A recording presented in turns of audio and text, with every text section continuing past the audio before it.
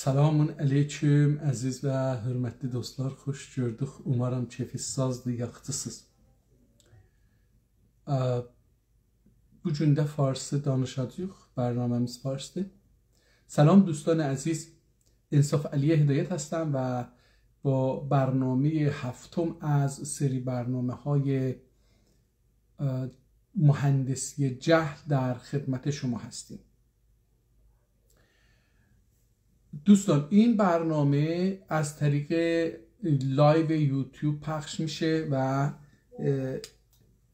مدارک و کتاب‌هایی رو که دربارش صحبت میکنم از اونجا قابل دیدن هست، ولی از طریق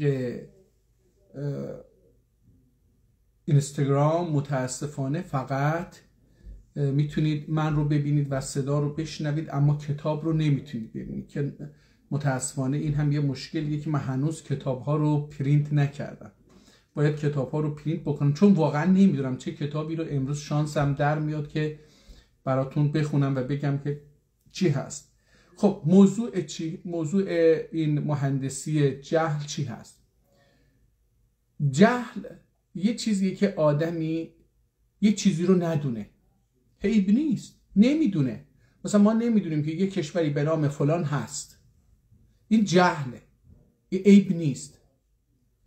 اما یه وقت هستش که یه عده دیگه‌ای نمیخوان ما یه چیزهایی رو بدونیم. مثلا مافیا نمیخواد ما بدونیم که چقدر ثروت رو و از کجا از بین میبرن، از جیب مردم خالی میکنن. یا مثلا یه عده نمیخوان، مثلا مافیای بورس در ایران نمیخواد ما بدونیم که چطوری قیمت بورس رو بالا میبرن، پول مردم رو جمع میکنن و یهو این رو ورشکستش میکنن و همه اون کسایی که اونجا پول داشتن یهو یک شبه جیبشون خالی میشه. این جهلیه که ما الان نمیدونیم که مثلا چرا مجلس، البته که میدونیم، حدس میزنیم، ولی کسایی هستن که نمیخوان ما بدونیم که چرا مجلس، دولت نمیخوان به خواسته مردم تن بدن، یا چرا از آموزش زبان به زبان مادری این همه در حاکمیت و در میان فارس ها و پانفارس ها مخالف داره. یه عده نمیخوان ما بدونیم چرا. اونها میخوان، اونهایی که نمیخوان ما بدونیم چه چیزی وجود داره و چرا وجود داره و برای حلش چی کار باید کرد، اونها کسایی هستن که جهل رو بر ما تحمیل میکنن. مثلا ما در ایران تمامی این 90 میلیون و این صدها میلیون که در 100 سال گذشته متولد شدند و بزرگ شدند و زندگی کردند و بعدش هم مردند، پدران ما، مادران ما، خواهران و برادران و دوستان و همشهری ها و همولایتی ها و همسایه های ما، همسایه های ملی یا همسایه های فردی منظورم هست، همه ما و حتی خود فارس ها در جهل نگه داشته شدن. یه دولتی هست، یه سیستمی هست، این سیستم رو هم چند نفره داره میکنن، نه اینکه این دولت همه کسایی که برای دولت کار میکنن مثلا تو این قضیه، نه، یه عده در رأس و حتی پشت پرده هستن. این نه رئیس جمهور نه رهبر، اینا پشت پرده هستن و این رئیس جمهور و رهبر و وزرا و مجلس و ارتش و سپاه و نمیدونم بسیج و اینها همه رو بازی میدن. اینا با این انگشتانشون اینها رو بازی میکنن. اونها این جهل رو به ما تحمیل کردن در 100 سال گذشته. آقا ترک ها هیچ ادبیاتی، هیچ نوشته تاریخی ندارن که بهش افتخار بکنن. جالبه که اومدن خاطرات عجیب و غریبی هم درست کردن که مثلا یهو حسن هیکل وزیر تبلیغات و مدنیت مصر مثلا به یک آدم رد پایین در سفارت ایران، حالا یا سفیر ایران در مصر، گفته باشه که آقا اگر ما فردوسی داشتیم زبانمون رو حفظ میکردیم، دیگه عرب نمیشدیم مثلا. یعنی اینقدر باید یه وزیر مملکت خودش رو پیش یک سفیر تحقیر بکنه. این خاطر اینا جهله. نمیدونم بنی آدم اعضای یک دیگرن که آفرینش یک گوهرند، این رو در بالای سر سازمان ملل نوشتن، یا ایران بهترین فارسی زبان فلان. نه اینا نیست آقا. اینا همش اون جهلیه که ما رو داخل این یه پیله دور ما تنیدن که ما جهان بیرون رو نشناسیم. و ما متاسفانه به خاطر اینکه مغز ما رو، اطلاعات ما رو، اندیشه ما رو، فلسفه ما رو، جهانبینی ما رو اونها شکل دادن از طریق رادیو و تلویزیون و کتاب و مدرسه و معلم و همسایه و پدر و مادرمون که همین مسیر رو اومدن، همسالانمون که همین مسیری که الان ما رفتیم رو اومدن، بزرگان ما، کسایی که ما بهشون اعتماد داشتیم همین مسیر رو اومدن و جاهل به بار اومدن. هم فکر میکردن که مثلا ترک‌ها هیچ ادبیاتی، هیچ کتابی در گذشته نداشتن. جالب اینه که حتی فعالان ملی ترک هم در آذربایجان و تهران و خراسان و ترکمن صحرا و در قشقایستان و در جاهای مختلفی که ترک ها زندگی میکنن، تحت این آموزش سیستماتیک جهل فکر میکردیم که آقا واقعا چرا مثلا ما فیلسوف نداریم، چرا ما ریاضیدان نداریم، چرا ما کسی که کتاب منطق نداریم، کتاب فلسفه نداریم، کتاب نجوم نداریم، طب نداریم، دارو نداریم، شعر نداریم، رمان نداریم در گذشته، چرا به ترکی هیچی ننوشتیم، چرا پدران سلطان ما که دنیا رو فتح میکردن، ده ها سرزمینی که الان کشورهای مختلف، حدود 100 کشور الان حداقل حساب بکنیم رو در گذشته این پدران ما به وسیله چی پس رفتن تسخیر کردن؟ مگه اینا زبان ترکی براشون مهم نبوده؟ اگر اینها علم نداشتن، اگر اینها سیاست نداشتن، اگر اینها دنیا رو نمیشناختن، اگر اینها مناطق مختلف رو، جمعیتش و زبانش و علمش و صنعتش و اون روزگار، هر چی که اون روزگار بوده رو نمیشناختن، چطوری رفتن اونها رو باهاشون جنگیدن یا بدون جنگ با صلح اینها رو گرفتن و زیر پرچمشون گرفتن و حالا چطوری تونستن اون همه ملت، اون همه زبان، اون همه جغرافیاهای مختلف، اون همه ادیان مختلفی که در زیر پرچم همین پدران ترک ما بودند، چطوری اینها رو برای سالهای طولانی در صلح و صفا و آرامش نگه داشتن؟ خب حتی این سوالها رو از خودمون هم نمیپرسیم. اینقدر جهل عمیق هست تا اینکه خود من هم توی این جهل غرق شدم، زبانم رو نخوندم، برای اینکه یه عده‌ای میخوان با تحمیل زبان فارسی به من و اینکه این زبان فارسی خیلی شیرینه و مقدسه و نباید شکسته بشه، من اجازه نمیدم من زبان مادری خودم رو بخونم. حالا من زبان مادری، یه تعریف از زبان مادری دارم، با بقیه انسان ها متفاوته. زبان مادری به نظر من زبان ملی و وطنیه، نه زبان مادری که ازش زاده میشیم.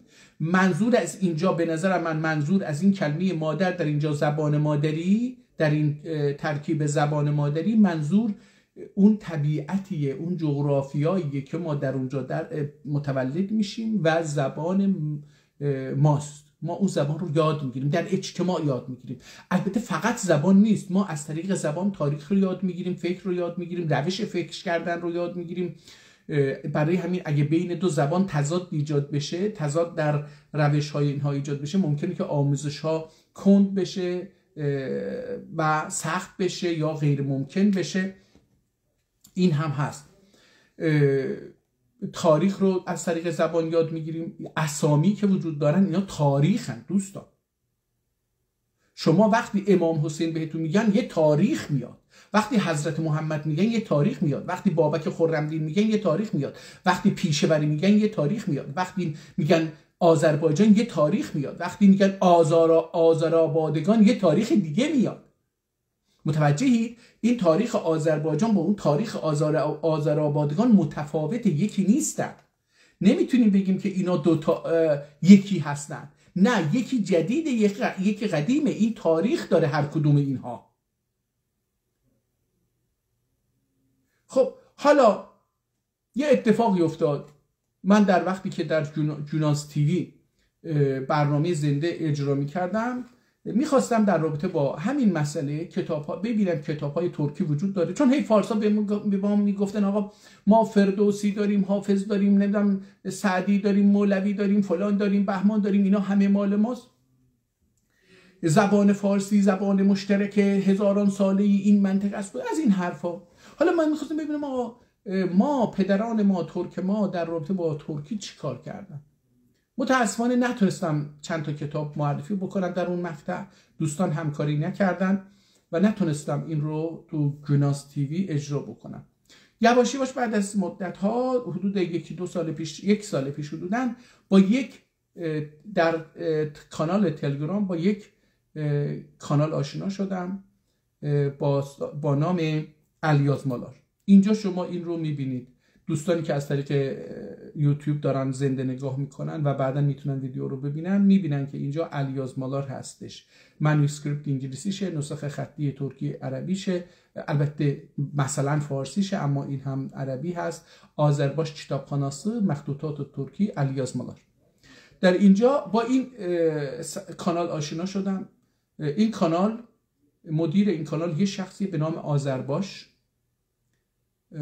و این آذرباش یک کتابخانه اینجوری درست کرده. ایشون عمرشون رو صرف کردن، سرمایهشون رو صرف کردن، رفتن از 10 کتابخانه های خصوصی و عمومی کتاب های خطی قدیمی ترکی رو یا در رابطه با ترکی رو جمع آوری کردن. اینها رو اونجا به PDF تبدیل اسکن کردن، به PDF تبدیل کردن. 12,000 کتاب رو اینجوری جمع آوری کردن و 4,000 تا رو تا الان، بیش از 4,000 تا رو در این کانال آپلود کردن. به این کانال شما میتونید در اینجا برید این کتاب‌های ترکی یا در رابطه با ترکی که به زبان فارسی و عربی نوشته شده یا به زبان‌های دیگری هم ممکنه نوشته شده باشه رو اینجا آپلود کردن. شما میتونید برید ببینید و دانلود بکنید و پرینت بکنید. این از این. و جلسه قبلی هم که داشتم صحبت میکردم، بنا به راهنمایی و کمک جناب آذرباش یک کتاب رو معرفی کردیم که اگر من بتونم برم اون رو هم اینجا پیدا بکنم و براتون نشون بدم. این کتاب، یک کتاب رو معرفی کردیم که در اون نویسنده اون کتاب 17,000 این کتاب 17,000 کتاب ترکی رو در کتابخانه های دنیا، اون هم دستنویس تاریخی نه جدید، مال 100 سال به قبل، نه اینکه از دوره رضا شاه به بعد، نه از دوره قبل از اینکه رضا شاه به دنیا بیاد، از اونجا تا رفت مثلا 1000 سال پیش و 1000 خورده سال پیش، کتاب‌های دستنوشته خطی به زبان ترکی یا به زبان عربی برای آموزش زبان ترکی، به زبان فارسی برای آموزش زبان ترکی، به فارس‌ها یا به عرب‌ها، اینها رو از کتابخانه‌های دنیا جمع کرده شده 17,000 جلد کتاب ترکی. جناب آذرباش معتقده که این 17,000 جلد کتابی که در اینجا اومده 1/100 کتاب‌های ترکیه.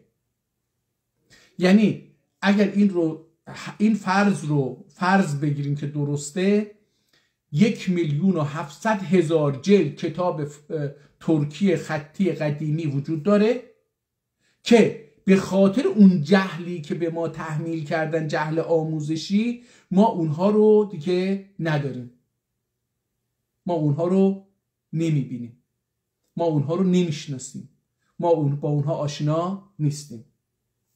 و همچنین کتاب دیگری رو هم باز دیروز معرفی کردن. اینجا فهرست نسخه های خطی ترکیه، کتابخانه بزرگ حضرت آیت الله العظمی مرعشی نجفی، گنجینه جهانی مخطوطات اسلامی. در اینجا هم 200 جلد کتاب ترکی رو دوباره خطی قدیمی رو جمع آوری کردن، در این کتابخونه هست. و حالا موضوعهاش چیه؟ اگر من بتونم این قسمتی که جناب آذرباش اینها رو نوشتن که موضوعها چیه، این رو هم براتون بیارم و بخونم، متوجه میشه که موضوع کتاب‌های ترکی فقط شعر نیست. من دیروز یه متنی رو نوشتم که به نظرم جالب بود، اون که ما پدرانمون رو محکوم میکنیم که چرا به زبان ترکی اهمیت ندادن، اومدن زبان فارسی رو درش. زبان فارسی زبان شعر بوده، زبان دریوری بوده، زبان سرگرمی بوده، زبان فکر و اندیشه نبوده. درسته داخل شعر هم فکر و اندیشه که هر از گاهی هست، اما برای خود نویسنده هم گنگ بوده در اصل. ولی در هر حال اجازه بدید که من ببینم حال اون کتاب ها در مورد موارد مختلفی وجود داره که میشه استفاده کرد. من الان دارم، این دوستان اگه اینجا رو نگاه بکنن دارم اینها رو در میارم، اما اجازه بدید برم عقب‌تر، به جای اینکه اونجوری باشه بریم عقب‌تر و و کتاب ببخشید من اصلا اشتباه اومدم اینجا، باید اینجا میرفتم، به جای اینکه اونجا باشم اینجا باید میرفتم. حالا مثلا الان این کتابی که همین الان جلوی من هست اومد، طب المنظوم گیسونزاده، یه آدمی بوده به نام گیسونزاده که این یک کتابی در مورد طب نوشته به شعر. حالا این ترکیه. حالا این آخرین کتاب نیست که برای من فرستادن. حالا من اجازه بدید که مثلا اینجا یک کتابی هست به نام حکمت، اینجا تقریر کافیه، این bu tercümeyedir. این کتاب هم ترجمه هستش یا ترجمه بوده. سرنامه رسالسی، نامه کتاب سر، اسرار در حقیقت میشه گفت یه چیزی. طب سیاهی، مثلا من حالا ببینید من میتونم اینو دانلود بکنم بهتون نشون بدم، ولی سواد من هم در طب جدید هم در طب سنتی خیلی صفره، زیر صفره. و همین که اینها دست نویسن خوندنشون سخته، و همین که من ترکی نخوندم خوندنش برام سخته.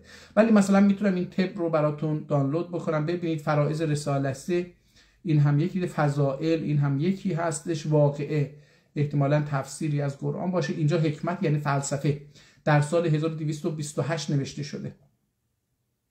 ارشادی بابا مولود نبی منظومسی، مولود نبی در حق تولد حضرت محمد صلی الله علیه و آله و سلم منظومی رو، شعری رو ارشاد بابا، کسی به اسم ارشادی بابا نوشته. اینم یک کتاب دیگه است. علم علیم، نمیدونم چیه، باید جالب باشه. اجازه بدید اینو بزنم دانلود بشه، اینو علم علیم رو با هم اگه فرصت کردیم. دیوان حنیفی، اینم ترکی هست، نگاه کنید. دل دانا اشعار، این هم یک کتابیه که 1255 حدود 200 سال پیش این کتاب نوشته شده. و تحفت الشهان، اینم تحفه شاهان.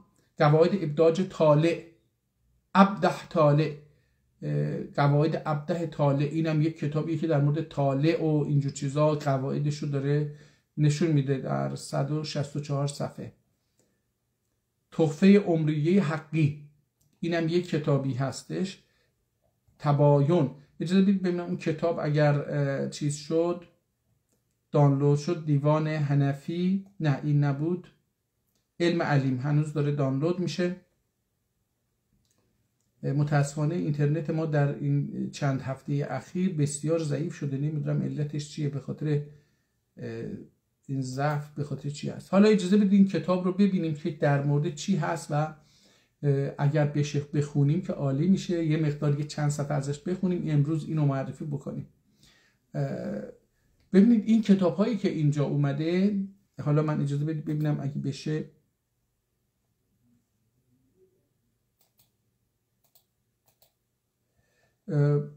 اکثر این کتاب ها بذارید از اون چه ذهنم هست اینجا لازم نیست بخونم. ببینید در مورد ستاره شناسی و آسمان ها هست، در مورد فلسفه و منطق و پزشکی و داروسازی و ارزم گیاهان و جغرافیا و فقه و حقوق و موسیقی و شهرسازی و مدنیت و به زبان امروز جامعه شناسی و زبانشناسی و لغت شناسی و لغت ها، ترجمه لغات و اینا، ترجمه قرآن، ترجمه نهج البلاغه، اینها کتاب های اونجوری، یعنی منظورم هستش که اونها به ترکی، اینها به زبان ترکی نوشته شده. حالا منی که فکر میکردم چرا پدران ما به این چیز نکردن، نگاه میکنم یهو میبینم آقا فقط توی یک کتابی اسم و آدرس 17,000 کتاب ترکی رو نوشتن. کل کتاب‌های فارسی رو که در تاریخ 100 سال قبل، 100 سال به قبل نوشته شده، در از دوره فرض بکنید که اواخر دوره قاجار به تا رفت مثلا 1000 سال قبل، جمع بکنید 1000 تا کتاب نیست، 1000 تا کتاب به فارسی، اونم اکثرا 99% شعره. ولی در اینجا شما شعر هم میبینید، اما تکیه اصلی ترک‌ها بر شعر نبوده، بر علم و صنعت و تکنولوژی و آموزش و زبان و سیاست و حقوق و اداره ممالک و جغرافیا شناسی و آسمان شناسی و ستاره شناسی و طب و فیزیک و شیمی و اینا بوده. یعنی ما اینقدر جاهلیم که فکر میکردیم حالا چون پدران ما اجازه دادن چند تا شعرم چاپ شده، فکر میکردیم که خب امپراتوری پدران ما بسیار گسترده بود، صدها بلکه هزاران زبان و دین در اینجا وجود داشت و اینها مجبور بودن که در این زبانها هم یه چیزهایی رو اجازه بدن رشد بکنه و اجازه دادن و حمایت مالی کردن، تشویق کردن از نظر روانی اجتماعی. خب این حق پدران ما بوده و کار خیلی خوبی هم کردن به نظر من. حالا ما تحت سیطره فارسا و فارسی هستیم، این رو به حساب پدرانمون نذاریم، این رو به حساب ضعف خودمون بذاریم که تن دادیم به این شکست. پدران ما به این شکست تن نداده بودن و این شکست باعث شده که این فارسا ما رو، ذهن ما رو تغییر بدن، جاهل نگه دارن و ما ندونیم پدران ما چه کتابایی نوشتن. حالا این کتابی که اجازه بدید اینجا باید باشه، این کتاب رو دانلود کردیم، حالا ببینیم که چی هست. من یه ذره اینو کوچیک بکنم که دیده بشه صفحه کاملا. مثلا اینجا دستور حرکت هم قارشما دولت işine، قارشما دولت işine، اجازه بدید ببینم اینو یه ذره هم اگه بزرگش بکنم این جلد رو بتونم. قارشما دولت işine düşme ve hile peşine، این نمیدونم چیه، کامل نمیتونم بخونم. peşine بلشم دعا این چیه، ملت دعایت دوامت kendi işine، ولینه احتمالا ولینه دعایت دوامت kendi işine. این کتاب رو بذار ببینیم حالا در چه مقطعی نمیشه. این کتاب آقا جان، این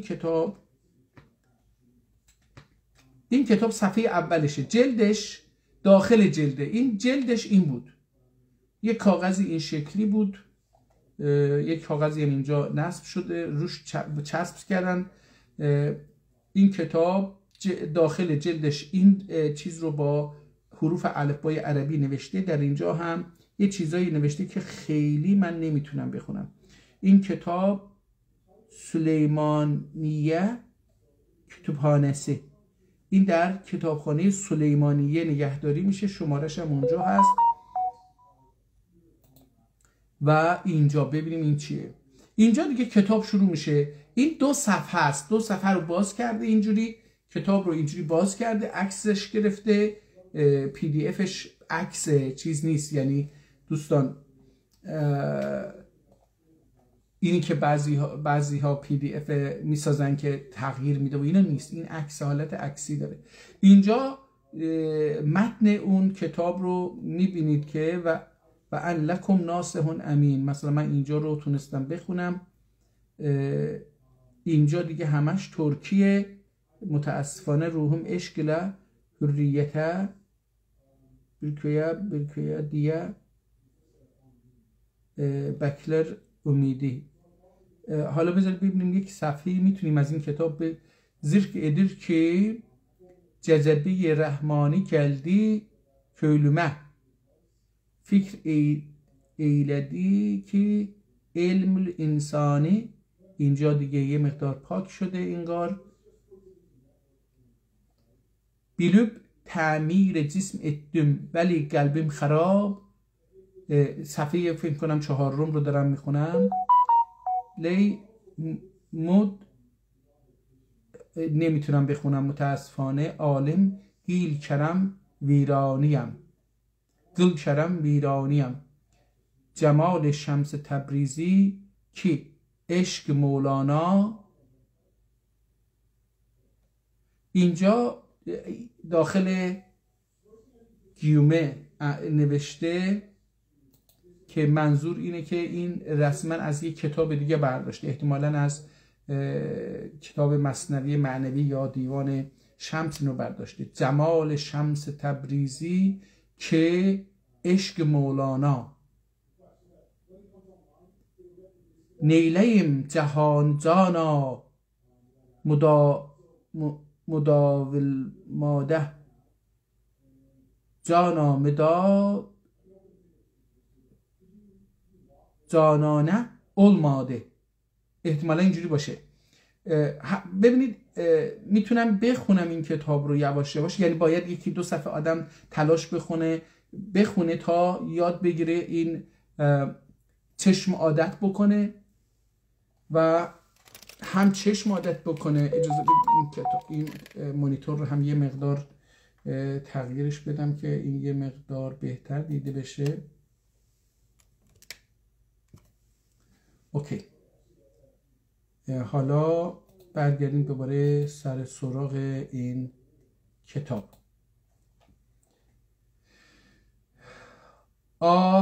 عشق احتمالا این در رابطه به عشق بسیار در مورد من این عشق olmaya kişiler احتمالا olmayan kişiler همسایه kömüz ایان işiler. نه نمیتونم بخونم، خیلی این خط برای من ناآشناست. به نظر میاد که این کتاب باید ببینید مثلا این صفحه، یا این که این نویسنده این کتاب خطی یا هر روز به یه قلم خاصی می نوشته، یا این که مثلا بعضی از صفحه ها رو دوباره نوشتن. نمیدونم، من نمیتونم در این مورد. هر شب کامل ölünce، هر شبم نیست، این مرشد کامل ölünce نایاب. مرشد، من هر شب خوندم این رو. مرشد کامل ölünce نایاب مسامر متا مرشدینیر بو کتاب. این احتمالا این کتاب در رابطه چی بود؟ اگه علم علیم، این کتاب در رابطه با احتمالا همین عشق و عرفان و اینجور چیزا داره صحبت میکنه. مرشد کامل ölünce نایاب متا مرشدینیر مسلمینیر بو کتاب. میگه اون وقت این کتاب میتونه مرشدتون باشه. مثلا به نظرم اینجوری میاد. آراماز نبülsün sorulmaz نه bilsin. میگم این یه خط خاصی هم هستش که نمیتونم بخونم. این کتاب در 658 صفحه هم نوشته شده. حالا من هی دارم اینو صفحات رو تغییر میدم که ببینیم آیا میتونیم یه صفحه بهتری رو پیدا بکنیم که بخونیم.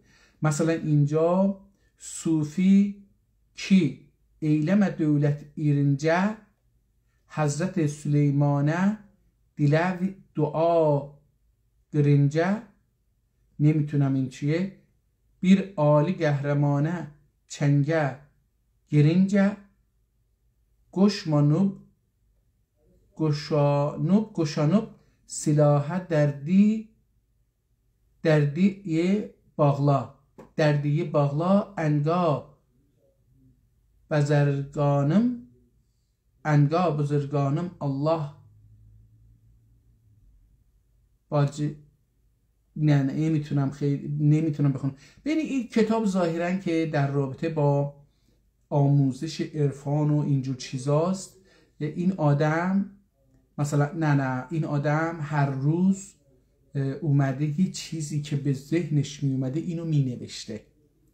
مثلا اینجا من در صفحه ظاهرا 14 هستم که یکی دیگه با قلم دیگه اینجا علامت گذاشته 14 رو مثلا اینجا 13 بوده، صفحه رو 2 صفحه رو 1 شماره گذاشته، یعنی کتاب رو که اینجوری باز کرده صفحه 1 صفحه 2 اینجا 1 نوشته، به جای اینکه 1 و 2 باشه نوشته 1، دوباره صفحه بعد اینجوری 2 اینجوری رفته بالا.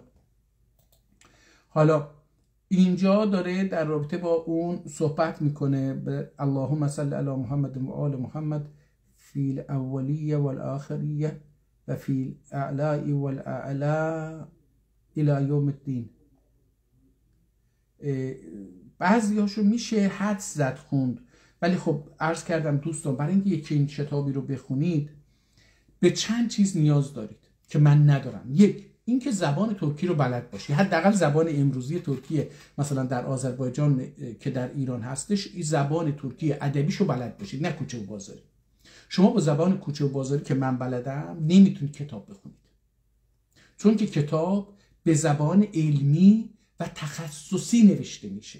زبان کوچه و بازار زبان علمی نیست، زبان تخصصی هم نیست، زبان گفتگوی عامیانه بسیار پایینه، بسیار سطح پایین. یعنی در اصل زبان در مرحله آخر مردنه.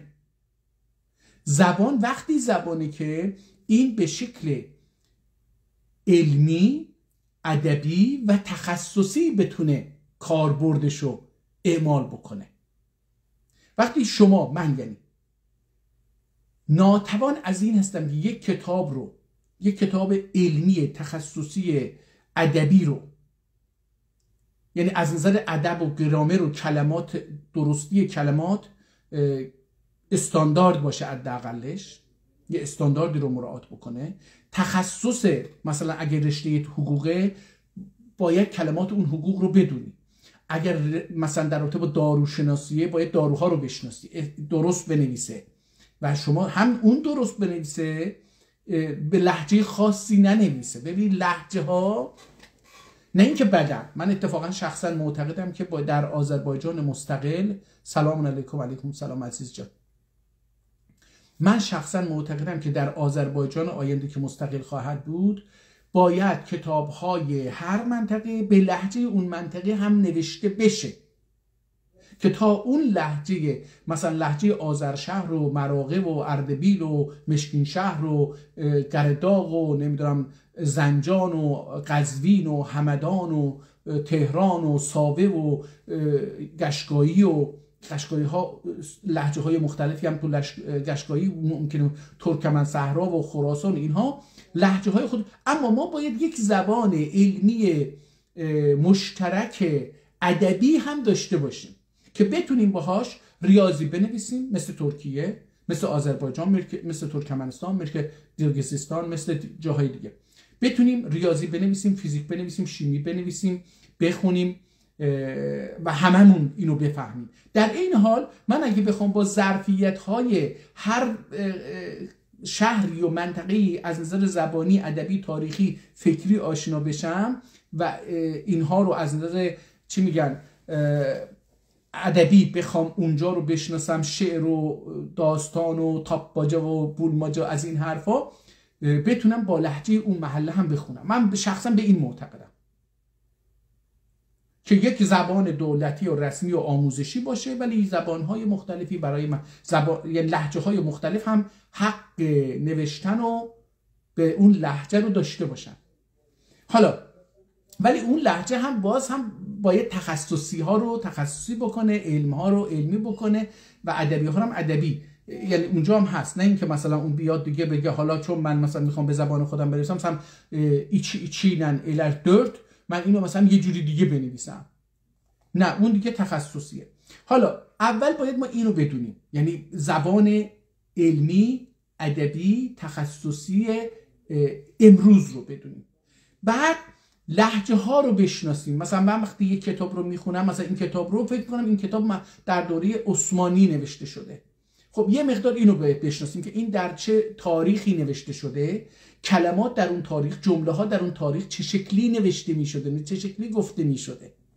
بعد تخصص های اون زمان رو هم بدونیم که بتونیم این سر در بیاریم. حالا این کتاب مثلا اولمایا، یعنی مثلا اینجا اگه من ایله حق دی وقت سحر ایله حق دعا وقت سحر. مثلا الان اینو دیگه چون چیز شد یکی دو بار نگاه کردم، این میتونم اینو بخونم که ایله حق دعا وقت سحر، یده افلاکی ادر زیر و زبر. یعنی ببینید میگه وقت سحر دعا کن برای حق. سحر هم که میدونیم دیگه صبحه. یده افلاک ادر زیر و زبر. این دعای صبحگاهی شما 7 افلاک و قدیم معتقد بودن که دنیا آسمان ها 7 گانه هستش، 7 طبقه هستش. یده افلاک ادر زیر و زبر. حالا توضیح میده اولمایا یعنی زبون شهوت. اینجا یه چیزی نوشته که هجرایه اولا عینی، هجرایه اولا عینی و وصلت. یعنی حالا من دیگه میگم اینها رو هم کتاب برای اولین بار دارم میبینم، هم این که خطشو خیلی جالبه، یعنی برای من آشنا نیست این خط، چشم با این خط آشنا نیست. چشمتونم باید به خط آشنا باشه یواش باشه. یعنی مثلا من که 50 و چند ساله دارم کتاب میخونم الان و کارم نوشتن و خواندن هست، مثلا میخوام یک کتاب ترکی به حروف چیز رو یا عربی رو به یک فونت دیگه، فونت اون حروفی که کتاب چاپ میشه خیلی هم متفاوتن، به اون بخونم، یهو مثلا نمیتونم، برای اینکه چشم من در ایران به مثلا میگم به فونت 14 مثلا اسم کتاب مثلا بذاریم اسمشو انصاف، به این حرف، به این سبک طراحی حرف انصاف فونت 14 عادت کرده. حالا اگه بریم یهو مثلا با یه فونتی که هدایت هستش یه مقدار فرق داره با اون فونتی که من عادت کرده چشم، خوندنش برای من اوایلش خیلی سخته، یواش باید چشم به اون عادت بکنه. حالا مثلا من شخصا فونت های مثلا بعضی از دوستان با حروف بزرگ انگلیسی یا لاتین ترکی رو می‌نویسن نمیتونم بخونم، برای اینکه چشم من عادت کرده که اول کلمه باید حرف بزرگ باشه بقیه باید کوچیک باشه. حالا وقتی همه حروف رو بزرگ می‌نویسن نمیتونم بخونم، خیلی سخته، چون چشم عادت نکرده که حروف بزرگ رو بخونم. یا مثلا یهو میخوام ترکی رو با حروف لاتین بخونم، با مشکل مواجه میشم. چرا؟ چون چشم به حروف لاتین عادت نکرده و از طرف دیگه نخوندم که با اون کلماتی که لاتین نوشته میشه عادت بکنم. در نتیجه شما مثلا فارسی رو میخونید یه جمله براتون مینویسن پر از غلطه، اما شما چون چشتون عادت کرده به اون کلمه ها، اونقدر اون رو دیدید دیگه اصلا متوجه غلط بودن اون نمیشید، برای اینکه اصلا دقت نمی کنید به حروف در کلمه. زمانی به حروف در کلمه دقت میکنید که به یک زبان دیگه برید و بخواید ببینید که درست دارید میخونید یا ولی در زبان خودتون، اون زبانی که درس خوندید یا کتاب خوندید عادت کردید بهش، دیگه این ملکه ذهنتون شده، شروع میکنید به خوندن و اگر غلطی هم در وسط، مثلا حروفی هم در وسط این کلمه‌ای که دارید میخونید یا جمله‌ای که میخونید کلماتی غلط نوشته شده باشه، برای شما مهم نیست، ذهن شما اونو تصحیح میکنه. حالا اینجا من این حروف رو هم متاسفانه نمیشناسم و این دستخط رو اصلا نمیشناسم، برای من خیلی جالب و عجیبه. بعضی از صفحه ها رو من دارم میبینم، بعضی از صفحه های دیوان نظم دیه حالا یه نظمی هم اینجا نوشته. این آدم همونطور که عرض کردم هر روز مثلا افکار خودشو می نوشته یا هر وقتی که سر عشق می اومده. آخه نوشتن هم عشق میخواد دوستان، همونطور که خوندن هم عشق میخواد. شما وقتی سر عشق میاد، ببینید خوندن نوشتن برای درمان بیماری ها خیلی مهمه. شما اگر تنهایید، اگر احساس غصه میکنید، اگر احساس گرفتاری میکنید، اگر راه حلی در یه بنبستی گیر کردید که راه حلی ندارید، کتاب شروع بکنید به نوشتن. در همون مورد بنویسید که الان من در چه مشکلم چی هست، چه فکر میکنم و اینها، و یواش یواش همینو بنویسید و نترسید، بلند بنویسید، طولانی بنویسید، خلاصه اصلا ننویسید، مشروح بنویسید، احساساتون رو بنویسید، دوستاتون چی گفتن، فامیلاتون چی گفتن، فلان کس چی گفت، حسن چی گفت، حسین چی گفت، فاطمه چی گفت، همه اینها رو یواش اونجا بنویسید، ذهنتون باز میشه و تخلیه میشید. هم از نظر روانی تخلیه میشید، هم از نظر فکری راه حل های مختلفی رو ذهنتون براتون ارائه میده، چون الان دیگه این موتور ذهنتون داره یواش یواش جرم میشه. ممکنه که شما 10 دقیقه بنویسید ببینید نه من نمیدونم چی بنویسم، 20 دقیقه یواش یواش حرکت میکنه، 30 دقیقه دیگه یواش یواش میبینید که شما دارید دیگه مینویسید و فکراتون همینجوری میاد. حسن چی گفت، حسین چی گفت، ننم چی گفت، ددم چی گفت، باجم چی گفت، خالام چی گفت، عمم چی گفت، دایم چی گفت، اینها همه داره میاد و اینها رو روی کاغذ شما مینویسید. اینها رو روی کاغذ مینویسید و اون وقت میبینید که چقدر راه حل بهتون میده. مثلا من الان این صفحه رو که میبینم، مثلا صفحه قبلیش یه روز قبل نوشته 92 302 ولایت قرب اکیوینه ibarettir. آن خارمه و کرامات مشروط değildir. Hakkaniyetle müteveccih olmayana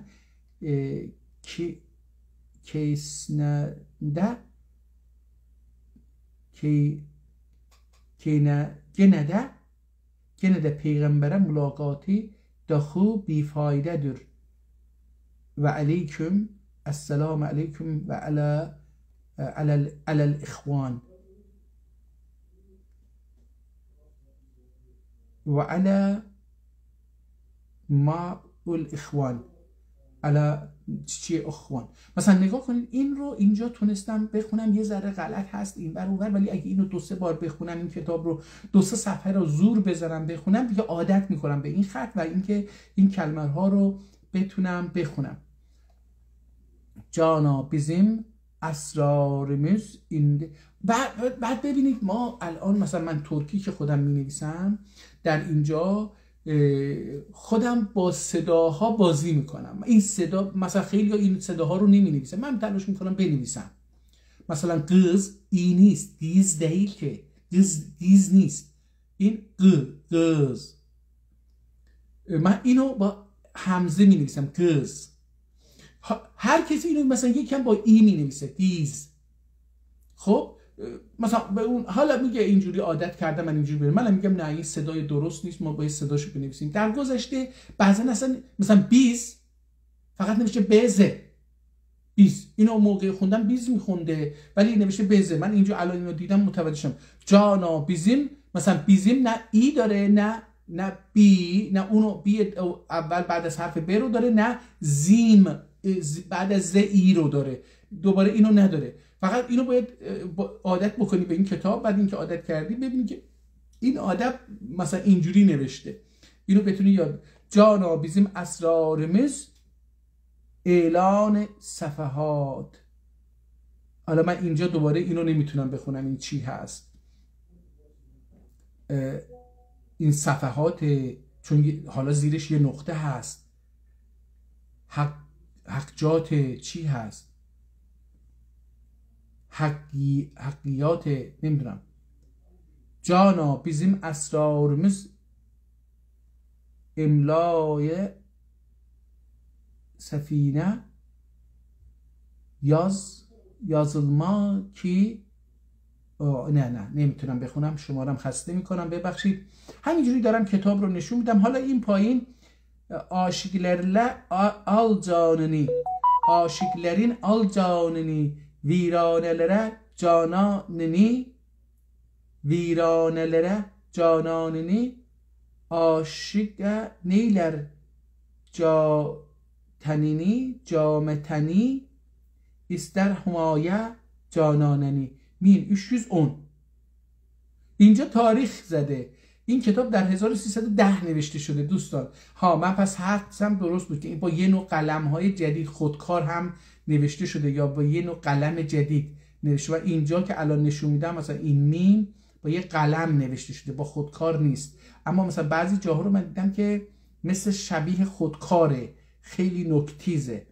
این کتاب در 1310 نوشته شده. این دوستمون احتمالاً این رو نتونسته ببینه. البته این صفحه رو در اون سال نوشته، احتمالاً در سالهای دیگه هم اینجا چیزهایی رو در اون باب نوشته باشه که این رو متوجه شدیم.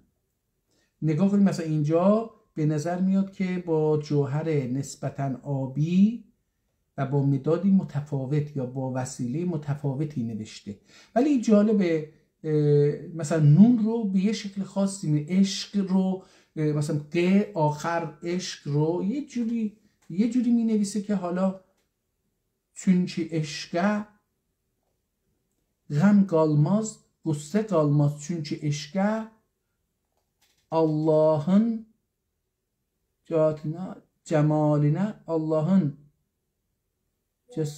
حالا نمیدونم این چیه، جمالینه düşerse bu نورdur.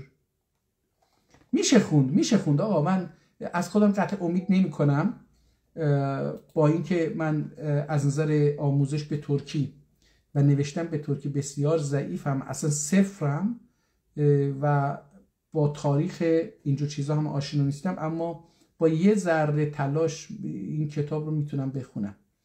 به نظرم خیلی هم سخت نیست. من الان یه صفحه بذارید، چون میخوام فقط همین امروز این کتاب رو معرفی بکنم دیگه، خیلی نمیخوام طولانی بشه، دارم میرم که صفحه های بعدی رو هم ببینیم، یه چند صفحه رو ببینیم. اینجا دوباره با یه مداد جدید نوشته، بهتر دیده میشه. بذار ببینم اینو میتونم بخونم. احمد یسوی حلاندان، احتمال حلاجندان یا خلاندان، حکمت دیوانندن. احتمالا این اومده از یک احمد یسوی، یه حکایتی رو داره نقل میکنه. عشق مزین بیان قıldım aşıklara taqat qılmaz başıma eyler keder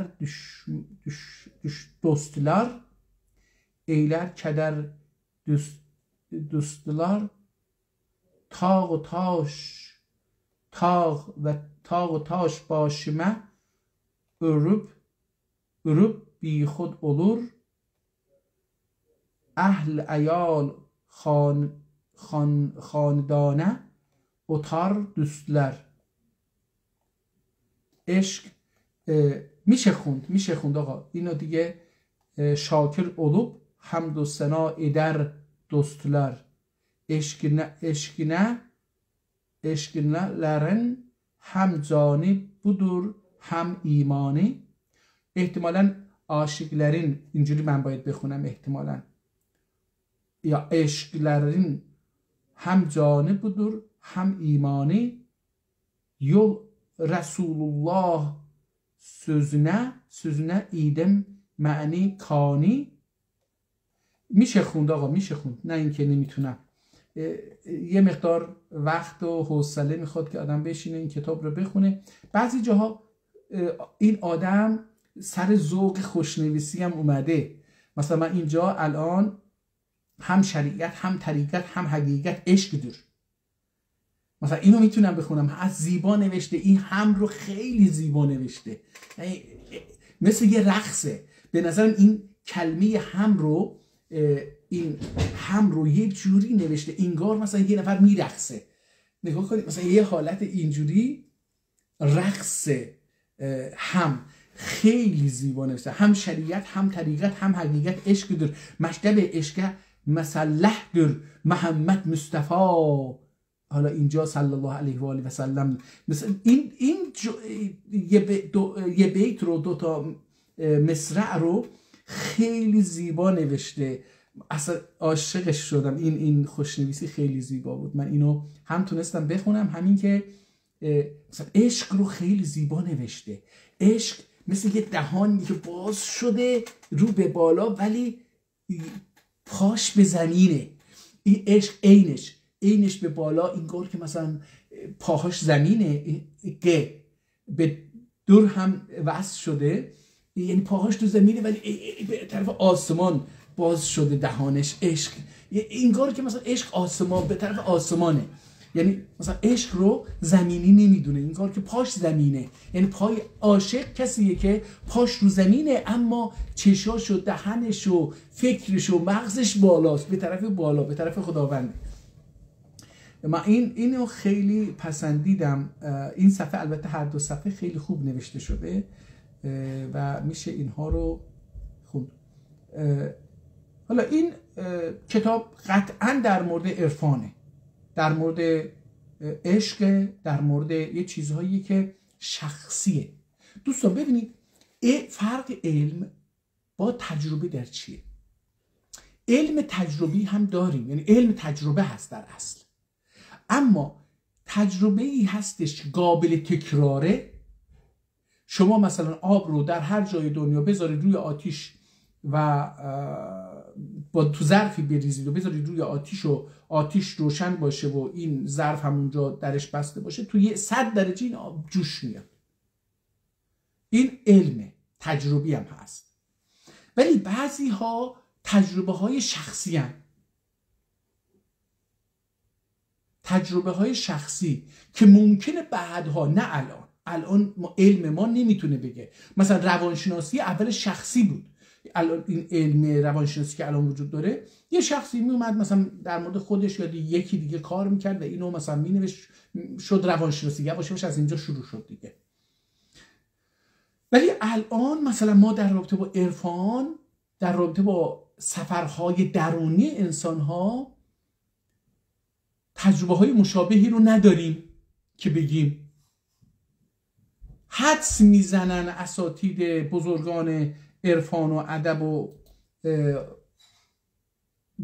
تجربه، کسایی که تجربه های درونی شخصی دارن، حدس میزنن که اگر این حالتی در فلان شخص هم که این مسیر رو داره طی میکنه رخ بده، این آدم تو این مرحله است یا تو این وضع این کار باید بکنه. خب مثل گفتم بسیار به روانشناسی نزدیکه. روانشناسی هم هنوز مثلا به اون جایی نرسیده که کاملا بتونه ما رو توضیح بده. در آینده احتمالاً بسیار رشد خواهد کرد. عرفان هم یه تجربه شخصی هستش که در یه مسیری با یه آموزش هایی بر روی افراد متفاوت با روش های متفاوت و مراحل متفاوتی رو با شیوه های متفاوتی طی میکنه. ادعا اینه. ولی خب ممکنه که در آینده مثلا انسان ها بتونن این رو وویل للقاسیه قلوبهم من ذکر الله اولئک فی ضلال مبین. مثلا نگاه کنید، من اینجا این آیه رو خوندم الان، مثلا میشه یواش یواش با این حروف آشنا شد و این کتاب آشنا شد. ببینیم این چیه. Bilirlerce çağırdım ya mevcud dedim.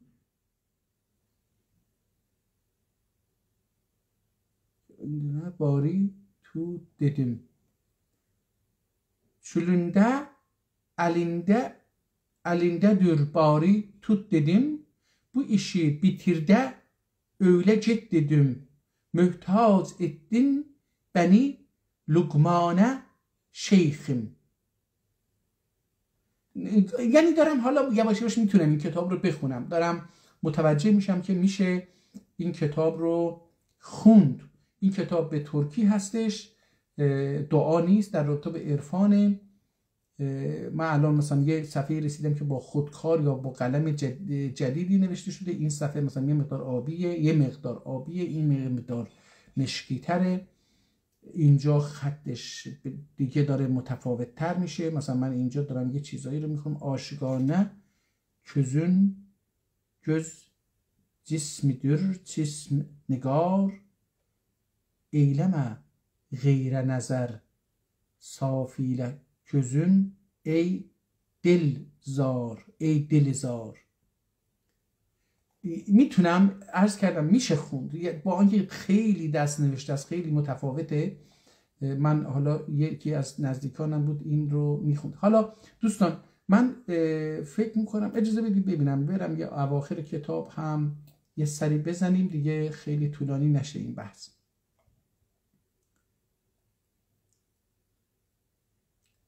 ما تلاش میکنم در روزهای آینده دوستانی رو به این برنامه دعوت بکنم و کتاب رو بخونیم. منتها برای این منظور باید یک کاری بکنم. یعنی من باید دارم فکر میکنم الان 2-3 روزه که چجوری میتونم از دوستان دیگه که تخصص دارن و میتونن بخونن یا به این زبان ترکی رو خوندن حداقل، من زبان ترکی رو نخوندم، بی سوادم، جاهلم.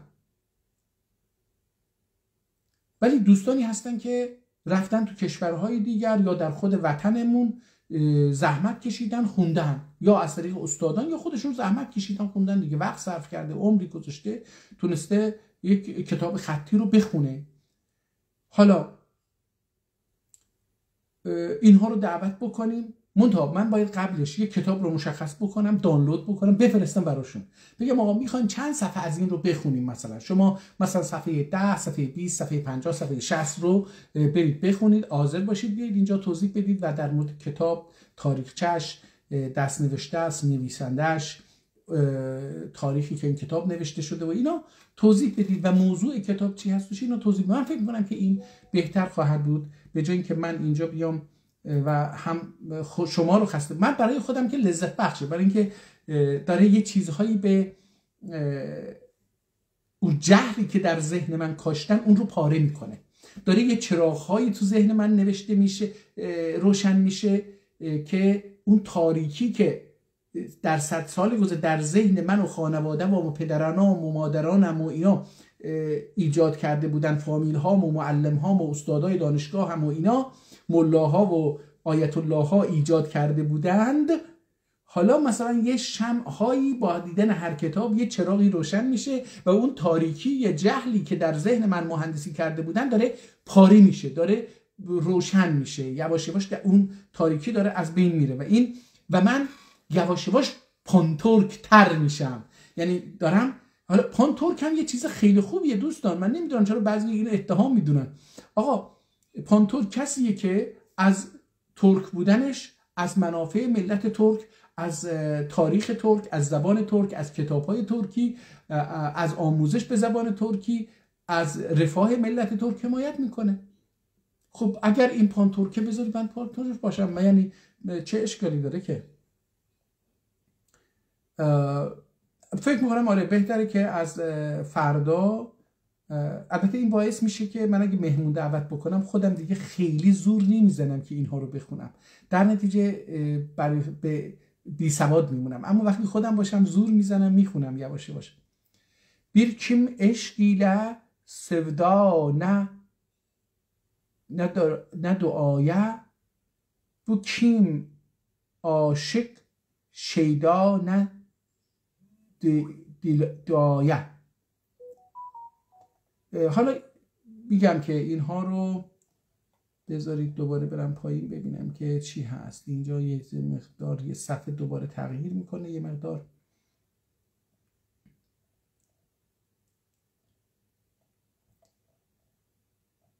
خب من فکر میکنم تا همینجا کافیه دوستان. با این کتاب دارید آشنا میشید. یه کتابی هست دست‌نویس، حدود اگر سال 1300 باشه الان 1446 150 سال پیش حدودا این کتاب نوشته شده، دست نوشته هستش و کتاب هم خیلی بزرگ نیست، یعنی فکر میکنم که 10-12 سانت عرضشه و طولش هم فکر میکنم 25 سانت باشه نباشه، بین 20 سانت تا 25 سانت باید باشه.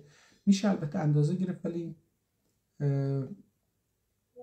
yani این کتاب رو به şekil گرفتن.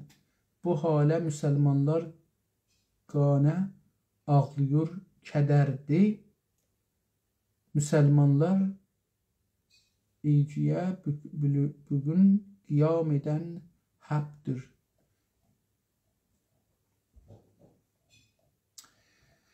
قصد در اینجا این که کتاب رو بخونم نیست دوستان، فقط اینو میخوام نشونتون بدم که کتابی هست، کتابهایی هست حداقل در این وبسایت، در این کانال تلگرام 4000 کتاب جدید در اینجا هستش که شما میتونید دانلود بکنید و ببینید که کتاب ترکی در چه زمینه هایی هستش. حالا مثلا من اینو بستم، مثلا قواعد ابداع طالح، تحفه عمریه، یکی بود در مورد طب، اگه بشه مثلا این طب رو هم اگه بتونیم، تبیین مرام، طب ağrılar درمانlar، مثلا نگاه کنید. اجازه بدید اینو دانلود بکنم یه 5 دقیقه، خیلی نه، چون که طب و در مورد دردها و درمان دردها. طب، کتاب در مورد طب، ağrılar دردها، درمانلار داروها، داره در مورد این صحبت میکنه. کتاب 138 صفحه بوده. من اینو دانلود کردم، حالا باز میکنم بذارید ببینید. این صفحه اولش از همینجا شروع شده، اینجا 9 زده، نمیدونم این علامت چی هست. اینجا یه شماره هایی رو در جلد، داخل جلد هست، بیرون جلد رو نشون نمیده که چی هست. داخل جلد کاغذی که چسبیده به جلد اونجا نوشته هایی هست که نمیدونم چیه. فائده لوج الفرس، شیخ احمد المعروف به حسیم لطیف فراح. حالا اینجا هم یه چیزهایی نوشته شده، مثلا معجون زردچاو.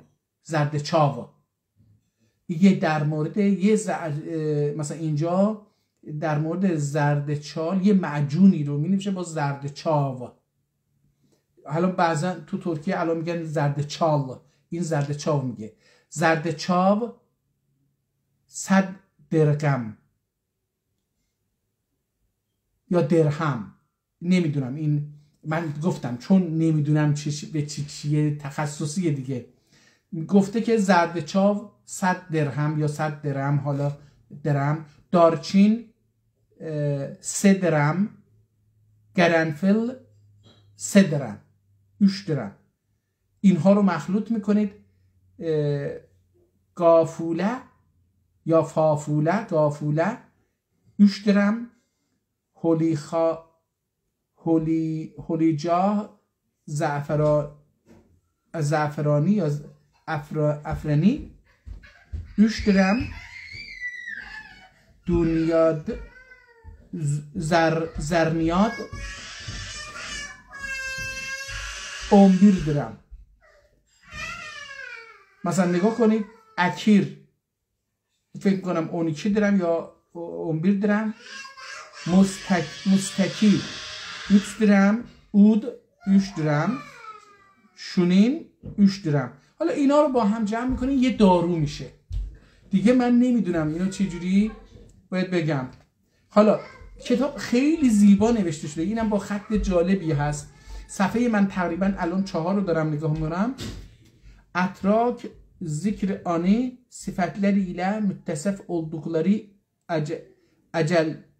acladin zulme istihkakları olup zalimler özürlerine müsellet oluyor.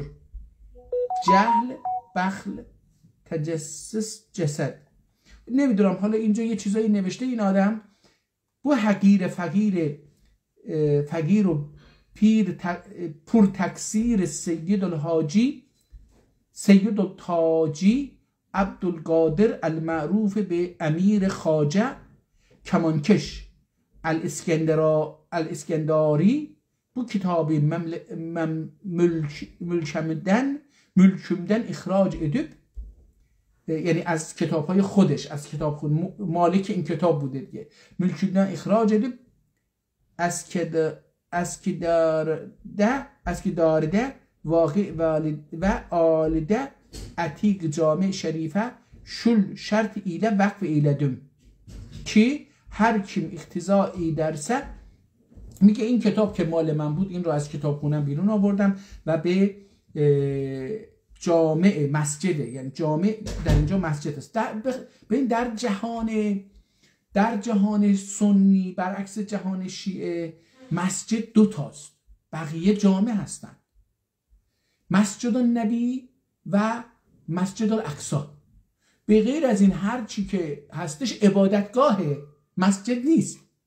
برای همین اسمش گفتن جامع، یا جایی که انسان‌ها جمع میشن دیگه. برای چی؟ برای اینکه مسجد در قرآن و در نزد پیغمبر 2 تا بوده. حالا ما در ایران متأسفانه چون بر علیه اسلام هستیم، شیعه بر علیه اسلام هست، شیعه‌ای که امروزه وجود داره، ما هر جایی رو که آدم‌ها برن اونجا رو مردار بکنن و خلاف انجام بدن و بخوان خلافاشون رو تصفیه بکنن، اونجا پاک بکنن، میرن اونجا مسجد میشه. دزدی میکنه میاد مسجد، گریه میکنه برای امام حسین، مثلا آقا من پاک شدم. نمیدونم دزدی اموال مردم رو میکنه، میاد اونجا به اون امام جماعت یه پولی میده، آقا بخشید منو. یعنی یه آدمی یه دزدی میکنه، از اون دزدی یه مقدار به ملا میده، ملا پاک میکنه شما دیگه دزد نیست اون انباری که دزدیدید. چرا؟ چون منم از دزدی شما خوردم. یه آیت اللهی بود میگفتش که من خدا بیامرزتش نگیم، حالا من فرزندشم، بسیار آدم شریفیه، میشناسم، من باهاش درس میخونم، میگفت من چرا نمیدونم این فرزند آدمهای خوب و علمی آدمهای بد در میان. بعد خودش جواب میداد که به نظرم میداد که آدمهای عادی میرن سر کار میکنن، نون حلال میدن به بچه هاشون، برای همین بچه های اونا آدم های خوبی در میان. اما آدم های علما، منظور ملاها، آدم های خوبی هستن، درس خوندن، زحمت کشیدن، دارن برای دین فعالیت میکنن، بچه هاشون بدن. رستم میگفت مثلا شما یه آیت الله پیدا بکنید که پسرش کمونیست نشده باشه، خیلی کمه، فقط آیت الله شریعت مداریه که بچهش مثلا فرزندش کمونیست نشده، بقیه آیت الله ها فرزنداشون کمونیست و از این حرفا شدن. چرا؟ میگو خودش جواب میداد، میگفت برای اینکه فکر میکنم ملاها، آیت الله ها پولهای حرام رو که جمع میشه اینا رو به فرزندانشون میدن. حالا اینجا این آدم اومده اسم خودش رو معرفی کرده که الحاجی عبدالقادر المعروف، معروف هم هست به امیر خواجه کمانکش اسکندری، الاسکداری. اسکدار در استانبول یه محلی هست، فکر میکنم اونجاست. میگه که این کتاب رو که مال من هست از مجموعه کتابام جدا کردم و اسکدارده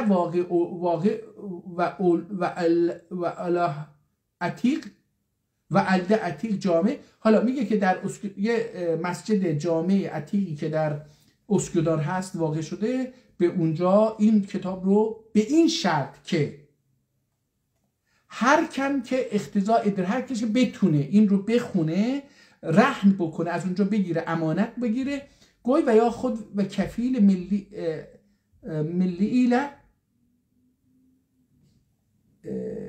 ورلوب تا حاجتی تمام olunca hifzedip nişan için kağızın bu kemiğe ve cildin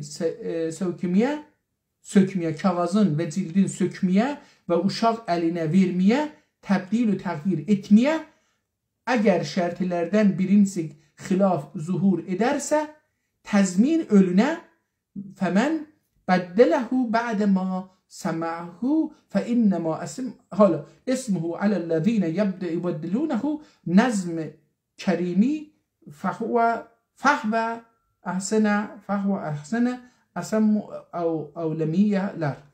اینا دیگه نتونستم آخرشو بخونم چیه.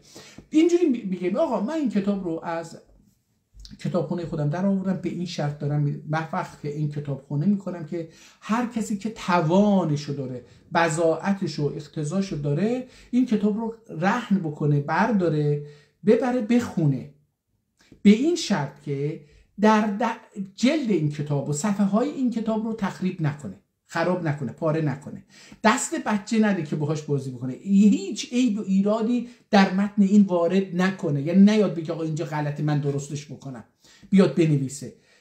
میگه که در جلد اینو در جاهای دیگه‌اش چیزی ننویسه. به این شرط این کتاب رو امانت میدم، امانت بدن به دیگران که ببرن بخونن.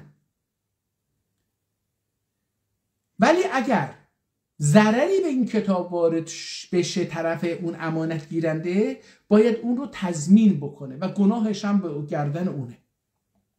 نگاه کنید چقدر عالمانه. اینجا یه شماره 454 هم نوشته شده، احتمالاً اونجا هستش. این هم مهر این آدمیه که این کتاب رو وقف کرده که وقف هذا کتاب از سید القادر حالا الشهیر خواجه الاسکداری به جامع. حالا یه مهری رو دادن، اینا حک کردن و اونجا این رو آورده گذاشته. این کتاب در مورد چی بود گفتیم؟ در مورد طب هستش. اجازه بدید من اینو یه ذره کوچیکش بخونم، اینجا رو بخونیم. صفحه خیلی زیبا نوشته شده، خطش واقعا با اون کتاب قبلی که معرفی می‌کردیم هر دوتا محترم. این خط برای من قابل خوندن تره. راحت تره، خوشنویسی. اون آدم یا آدم ممکنه خیلی عارف و عرفان اینا بوده ولی خوشخط نبوده، ولی این آدم هر داده یا یکی دیگه نوشته یا خودش نوشته خیلی خوشخط. بسم الله الرحمن الرحیم، حمد و سپاس و شکر بیگاز، اول خالق جن و ناس، یوجه و اوجا، الان ما میگیم اوجا یعنی بلند بزرگ. یوجه تنکریه اولسون، تنکری خدا الله، تنکریه اولسون کیم الان ما که میگیم کی میگیم، این اونجا در قدیم که کیم میگفتن، باز اینجا ای نداره، کیم نوشته، کم مثل کم، ولی این نیست. کیم بو موجوداتی عدمدن وجوده گتردی، که این موجودات رو از عدم به وجود آورد. و مدح و بیغایت و صلوات بی نهایت محمد مصطفی حضرتنا اولسون کی زلالت ظلماتن گتردی. زلالت ظلماتن، ای کاش بیزده با زلالت ظلمات مهندسی جهلیدن که خودش مهندسی جهل که خودش ظلمات و ظلمات ده. ببینید زلالت ظلمات یعنی گمراهی در تاریکی. شما فکر بکنید که مثلا تو نهج البلاغه یه چیزی هست، یه مثال جالبی هست، میگه که در شب تاریک روی سنگ تاریک یک مورچه سیاهی راه بره و شما اینو بتونید تشخیص بدید. در شب تاریک روی سنگ تاریک، مورچه تاریک. حالا در ایران ما در وضعیت این هستیم، یعنی در وضعیت زلالت ظلمات در تاریکی ها گم شده این ظلماتی دن جوتورد. حضرت محمد این ما رو از این ظلمات جهل بیرون آورد و چون بلدن که حالا این بلدن اون نون آخر با کاف نوشته شده، بلدن مثلا اگه باشه بلدنک گره بگیم، ولی اینجوری نیست، بلدنه. کم خیر الناس من ینفع الناس در منفعیاس در کم دلدن کم طب علمنده bir مختصر کتاب تصنیف الادم صحتی حفظ علمک طریقینه. میگه در کتاب در زمینه طب یک کتاب مختصری رو خلاصه‌ای رو تصنیف کردم، نوشتم برای حفظ سلامتی و شول. و این شول این در ترکیه امروز دنیا شو یعنی این همون شول این و شول مریضler kim çok واقع olur و اون مریضی ها بیماری های خیلی همگیره خیلی رخ میده. میگه در اون مورد هست، نه همه مریض ها، میگه بعضی از مریض ها که مثلا خیلی زیاد تکرار میشه به وجود میاد در مورد اونها نوشتم. اونlarla معالجelerin ذکر ایلیم، میگه هم بیماری ها رو هم معالجه هاشون رو ذکر بکنم. geçen bir yerde hakim hazır bulunmasa bu muhtasar ile amel eyleyerler Hakkı Teala sıhhat ebedi müyesser kılar. میگه اگر در یک جایی دقت بکنید، میگه در یک جایی حکیم حاذق پزشک صاحب تجربه ای نبود، بلون مثلا پیدا نشه، با مراجعه به این کتاب میتونید به امید حق تعالی صحت خودتون رو به دست بیارید. نگاه کنید یک کتابی در اینجا نوشته شده، خیلی جالب هست. اینو میتونم اینجاهاشو میتونم بفهمم، خیلی سخت نبود. ایله عمل ایله اونجا رو خوندیم انشاءالله تعالی والله اعلم. حالا داره با مداد قرمز دوستان بخش ها رو جدا میکنه، یعنی پاراگراف ها رو جدا میکنه. فهرست ابواب، فهرست بخش های کتاب، فصل های کتاب. اول که باب، اول رو با الف هرگلی نوشته، اول روش تشدید گذاشته روی باب. اول که باب birinci باب، یعنی باب اول. باش و دماغ و شقیقه ağrısı. باش دماغ فکر کنم منظور عقله، یعنی مغز، و شقیقه اینجاها ağrısı. müteallik olan emrazın davaları beyanındadır. میگه باب اول در بیان بیماری سر و مغز و شقیقه ها درد اینهاست، درباره درد اینهاست. حالا دماغ رو شاید به بینی هم بشه گفت، نمیدونم، دماغ در اینجا نباید به این باشه، در دماغ بیشتر به مغز داخل این کاسه گفته میشه. میگه که دماغ در رابطه با درد باش، دماغ حالا گفتیم داخل اونه و شقیقه اینجاها آغرسته دیگه، میگه در رابطه با اون امراضی است که به اونها تعلق داره و داروهایی که بیاننده در بخش اول در مورد داروهای اونهاست. ikinci bab göz ağrısına köz اون köz میگه، یعنی با گ نمیگه، احتمالا در قدیم کشیده رو نمیذاشتن، göz میخوندن. ikinci bab göz ağrısına müteallik olan emrazın davası beyanındadır. Göz ağrımak ve ak düşmek gibi. میگه که فصل دوم در زمینه بیماری های چشم هستش. در مورد بیماری نگیم دیگه، این خیلی زیبا میگه چون که ما متوجه بیماری نیستیم، که ما متوجه دردیم، بعد ما این درد رو میگیم و از درد به عنوان بیماری که چه چیزی باعث این درد شده اونو بیماریه، نه اینکه من نمیدونم بیماری یعنی چی. میگه ما یه دردی حس میکنیم در چشممون و نمیدونیم چیه، میریم پزشک، درد رو توضیح میدیم و اون میگه که خب مثلا بیماریتون اینه، یه مثلا بیماری نمیدونم سرما خوردید، نمیدونم چشتون ترکیده، هر چی که میگه دیگه. میگه آغرماق و مثل چی؟ مثل اینکه آغرماق، göz ağrımak göz داره درد میکنه، یا اینکه آق düşmek به چش سفید شده چش کلا. فکر کنم این مروارید اینا داره میگه. Üçüncü bab kulak ağrısına kulak ağrısına kulak ağrısına müteallik olan emrazın davası beyanındadır. Kulak ağrımak و sağır olmak gibi. میگه که باب سوم در مورد دردهای گوش هستش که و دواش و داروهاش که مثل چی؟ مثل درد و کری. sağır olmak یعنی کر بودن. dördüncü باب چهارم برونه، آره دماغ نیست، این دماغ همون که من گفتم مربوط به مغزه، داخل این کاسه هرچی هست. باب چهارم برونه و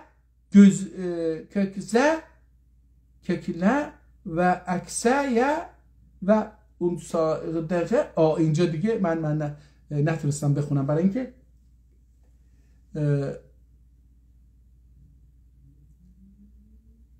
مثلا kökne نمیدونم kökne چیه، kökne و اکسه ösküye مثلا این احتمالا عطسه کردن باشه یا چیز، و اون ساخته müteallik olan خلخه müteallik olan emrazın davaları beyanındadır. burun temermük gibi. حالا یه بیماری هم میگه که مثلا تمرمک، مثلا tutulmak، یا این حالا بزرگ میشه تمرق، یا اینکه تمرمک، یا اینکه مثلا کیپ میشه، نمیدونم. در رابطه با بینی هست، به هر حال در رابطه با این قسمت که چیزی میشه. باب پنجم diş ağrısına müteallik olan emrazın davası beyanındadır. diş ağrımak ve گرمک kimi. میگه که باب پنجم در مورد دندون درد و بیماری های اون و درمان هاشه که درد میکنه، یا اینکه گرمک، فکر میکنم اینجا چورمک یازد، یعنی پوسیدگی دندان مثلا. کیبی رو ما الان میگیم کیمی. altıncı bab akn ve yuv zağarısına müteallik olan enk ve yuv en büyük zağasine mütəlliz olan əmrazın dəvası bəyanındadır. Yüzdə çoxdu və səs ölmək kimi. نمیدونم این چی هست. انگ olacaqdı dostlar. Eng اینجا çune. Eng ve yüz ağrısına ve üz ağrısına, eng ve üz ağrısına mütəlliq olan əmrazın dəvası bəyanındadır. Yüzdə çıx və səs ölmək kimi. نمیدونم این چی میشه.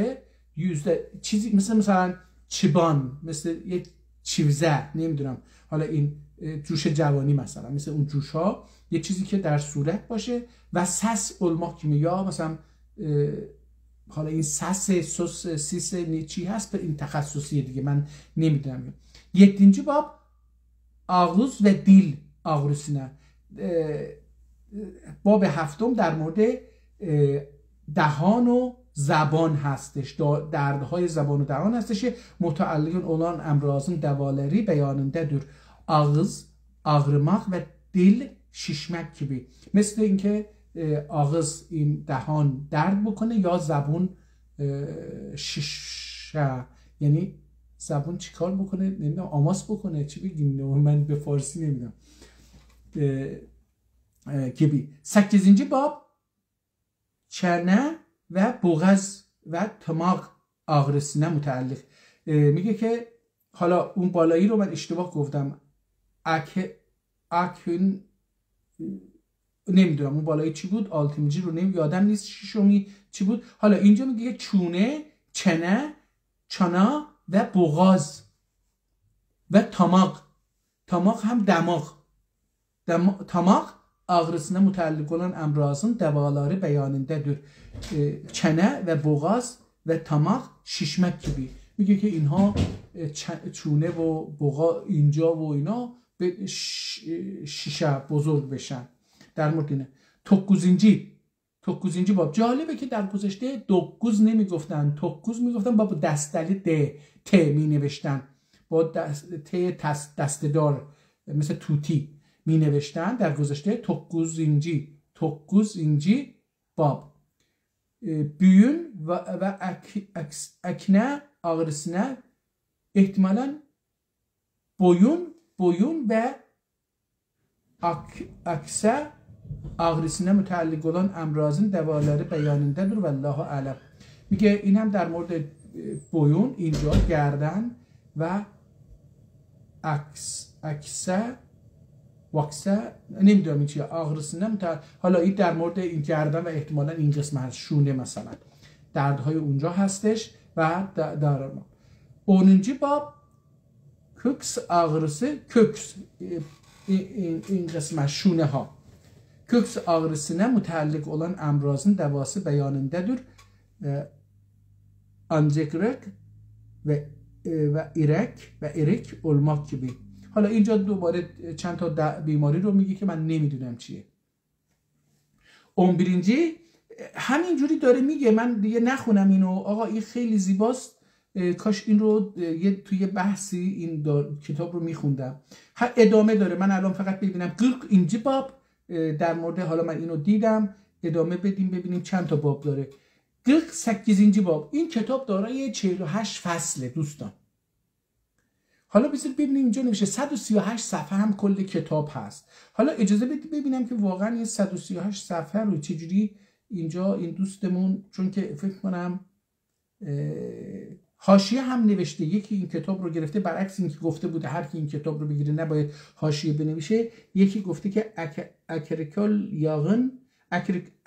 یاغın baş ağrısına derseler fayda eder. میگه اگر dürtseler، میگه اگر ما الان dürts نمیگیم، dürtmak در ترکیه امروزی یه چیزی رو فرو کردن، دست رو یه جایی فرو میکنید dürtmak میشه. اما اینجا میگه که اگر روغن اکریکول رو به سر بمالید دردش میره. درد سر یعنی اون سردردی که دارید از بین میره.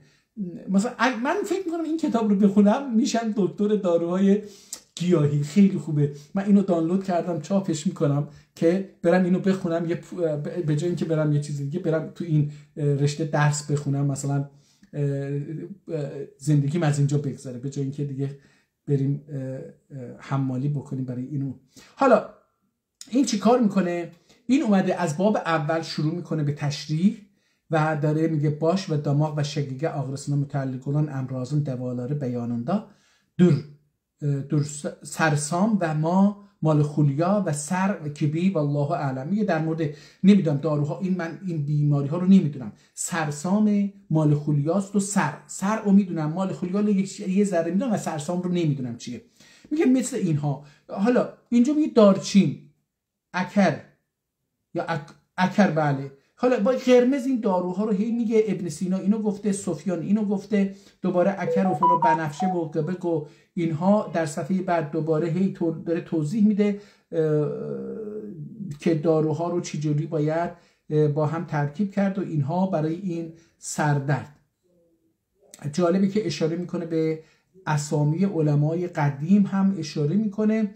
این کتاب خیلی جالبه، من میتونم بخونم دوستان و میگم برای در بیماری ها، برای شناخت بیماری ها و چیز خیلی جالبه. مثلا من اینجا به فصل دوم رسیدم، حالا در اون فصل اول داره بیماری ها رو توضیح داد و اینها، داروهاش هم با استناد به ابوعلی سینا و بقیه توضیحاتی داد، به آیات قرآن هم استناد میکنه. مثلا در اینجا میگه که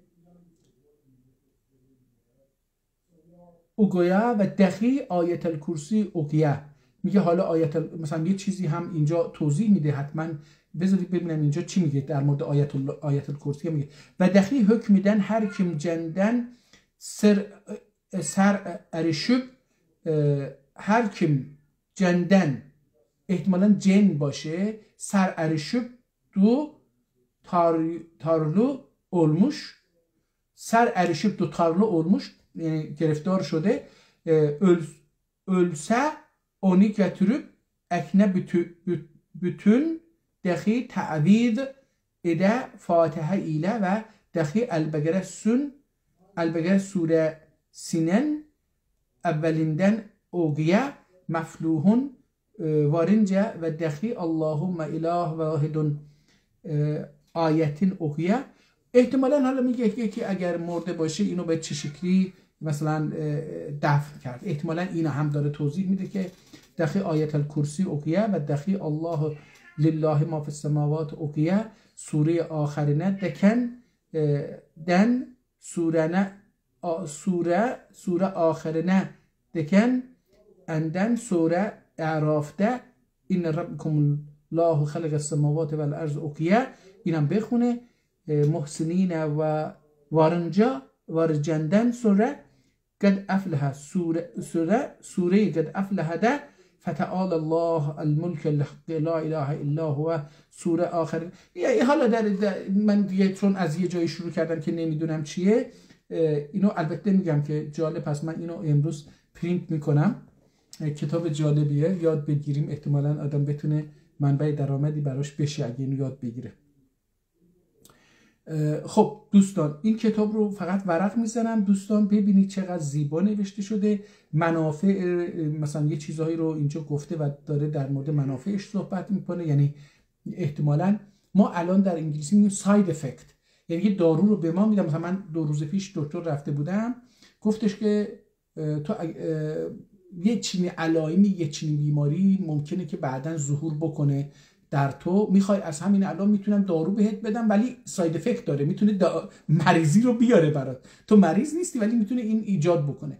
اکثر داروهایی که الان پزشکا به ما میدن، داروهای شیمیایی، اصلا داروها دوستان درسته که جنبه درست صحت هم میدن، ولی واقعیت بر اینه که داروها قرار ما رو بیمار بکنن، یه بیماری های دیگه برای ما بکنن، برای اینکه شرکت های دارو بفروشن و پزشکا بیمار ببینن زندگی بکنن، و اگر نه شرکت های دارویی از کجا پول بیارن و این پزشکا از کجا زندگی بکنن. برای همین داروها ساید افکت داره، یعنی یه تاثیرات منفی داره. شما هر دارویی که مصرف میکنید، مثلا من یه تبلیغاتی رو در تلویزیون کانادا دیدم برای یه واکسن، واکسنی که مثلا از 60 سالگی یا 55 سالگی به بعد یه بیماری که مثل تبخاله میزنه و بعد آبسه میشه و بعد این خیلی بد میشه، پوستیه، بیماری پوستیه. میگه که در کانادا هم اغلب افراد بالای 55 سال اینو میگیرن. مثلا این یه واکسن داره $250،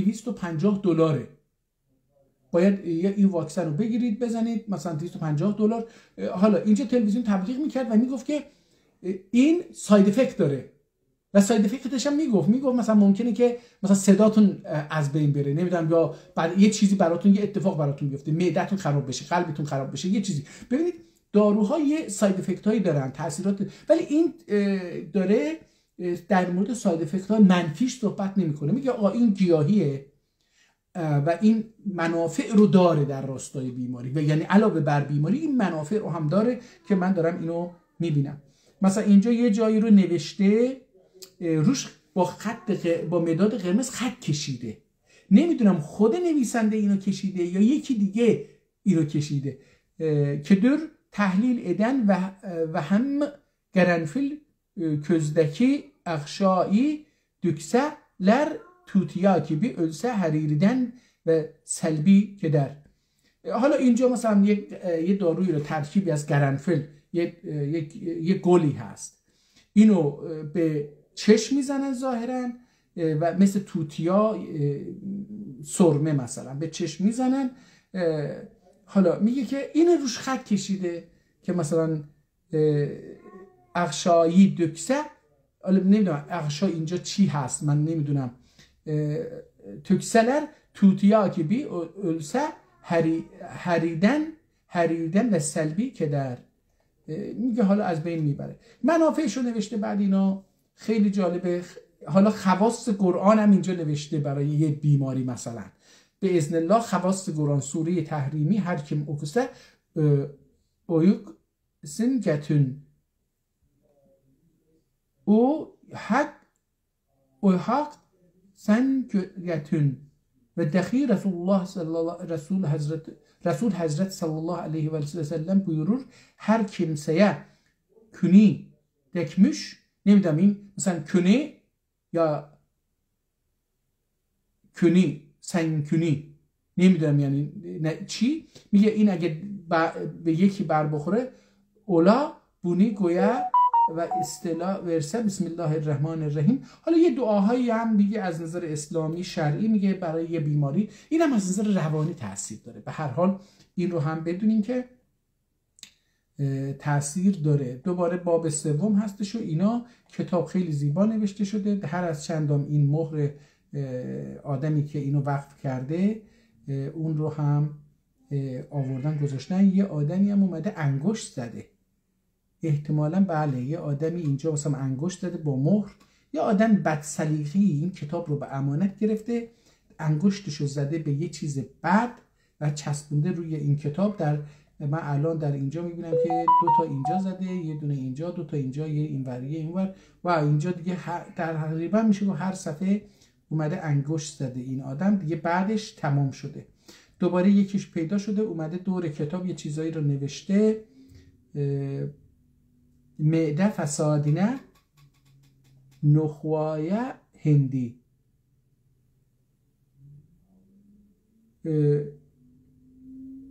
حالا این نوای هندی چیه نمیدونم، یه چیزیه که میگه، اینم در حاشیه نوشته که برای فلان. حالا خط کتاب تغییر پیدا میکنه از یکی از صفحه ها که حالا شماره‌شو نمیدونم، خط کتاب تغییر کرد، یه مقدار از اون خوشخطی قبلی خواسته شد، یه خط دیگه اومد سر جاش. اینم قابل خوندن هست، من این هم میتونم بخونم دوستان. در مورد اسفناج هم اینجا گفت منافع اسفناج o کسرکی فایده ادیر منافع گیون شده o کسرکی فایده ادیر. منافع گویون شده o کسرکی فایده ادیر منافع یوانی دو کسلره هر sabah دون. حالا میشه خوند این با اینکه این خط یه مقدار تغییر کرد من الان میتونم مثلا در مورد دارچین یه چیزایی گفته، در مورد یشیل زاج یه چیزایی گفته. دوباره یه مقدار خط دوباره تغییر کرد. خط اولی خیلی بهتر بود، خط دومی بد بود، این خط سومی که میبینم بهتره، دوباره قابل بهتره. اگر حدودون اتین توتسه اتسلر با یاغندان خلاص بولا و سهرلر داخی خلاص بولا. حالا این دیگه مثلا از هدهد باید روغنش رو بگیرید و یه کاری بکنید. اینم از اون هست. جالبه. حالا این هدهد رو از کجا پیدا بکنن؟ اینجا دوباره یه جایی یه آدمی یه جوهری رو ریخته، احتمالا خود نویسنده اینو ریخته، چون یه دایره خیلی جالبی رو اونجا زده. اجازه بدید من آخر کتاب برم ببینم این کتاب رو میشه تاریخی ازش پیدا کرد، دیگه تمومش بکنیم.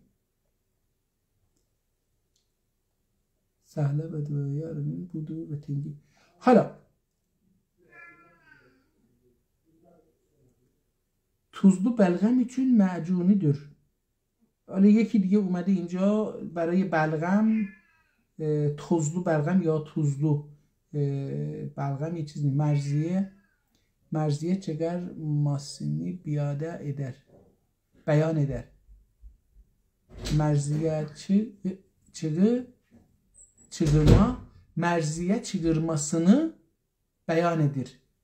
حالا نمیدونم این مرزیه چی هست. مرزیه احتمالا یه گیاهیه، نمیدونم چی هست.